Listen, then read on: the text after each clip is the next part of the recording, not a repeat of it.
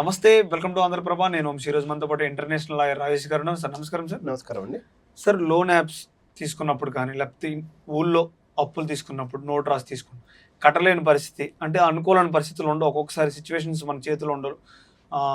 Business కోసమో చదువు కోసం తెచ్చుకొని ఏదో అప్పు కోసం తెచ్చుకొని అక్కడ అయిపోవడం, కట్టలేని పరిస్థితి వస్తూ ఉంటుంది చాలామందికి. అలాంటి టైంలో చాలామంది లోన్ యాప్స్లో అయితే చాలా విధాలుగా వేధిస్తూ ఉంటారు. ఫోన్ చేసి తిడతారు, చాలా రకంగా.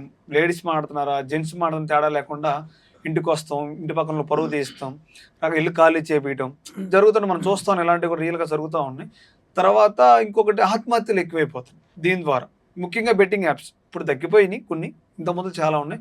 బట్ ఇవన్నిటికీ సొల్యూషన్ అంటే లీగల్గా ఎలా ఉంటాయి? ఇప్పుడు ఫర్ ఎగ్జాంపుల్ ఒక వ్యక్తి ఒక 30 అంటే ఇప్పుడు లోన్ యాప్స్ అంటే ఆయన ఏదో నిత్యావసర కోసం యాక్చువల్గా ఒక యాప్ నుంచి ₹1,00,000, ఇంకొక వాడు లక్షతోనే ఎక్కువాడు, ఇంకొక యాప్ నుంచి 30,000, ఇంకొక యాప్ నుంచి 3,00,000, 4,00,000, పక్కింటి నుంచి ప్రామిసర్ నోట్, ఇవన్నీ కూడా తెచ్చుకొని ఆయన అవసరం నింపుకున్నాడు.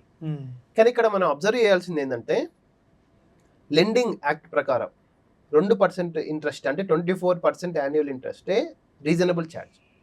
కానీ ఇప్పుడు loan apps not apart from the 24% annual interest, they are charging preliminary fee, ఆ ఫీ, ఇంకొకటి హిడెన్ ఫీ, ప్రాసెసింగ్ ఫీ, 24 తర్వాత ఇంకా 3%, 4% ఛార్జెస్ చేస్తున్నారు.